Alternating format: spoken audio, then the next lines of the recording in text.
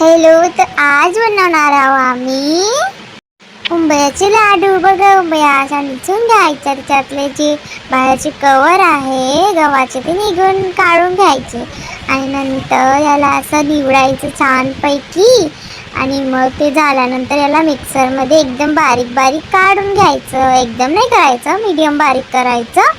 आणि त्यानंतर बघा असं बारीक केल्यानंतर आपण तीळ घ्यायचे, थोडेसे तीळ भाजून टाकायचे।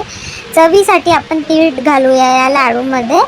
तीळ आपण हे जे तीळ आहे पूर्णपणे सुंदर असे भाजून घ्यायचे आणि त्यानंतर त्या तिळाला मिक्सरच्या भांड्यामध्ये टाकून परत त्याला पण थोडंसं आपण बारीक करून म्हणजे पूर्ण पावडर करून त्या मिश्रणामध्ये मिक्स करून घ्यायचं।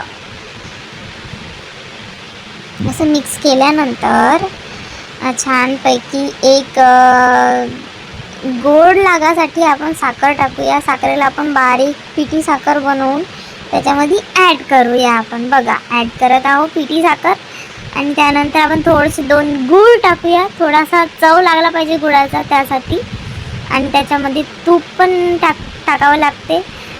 हे बघा आमचं मिक्स गाईचं आणि म्हशीचं तूप किती सुंदर असं दिसत आहे।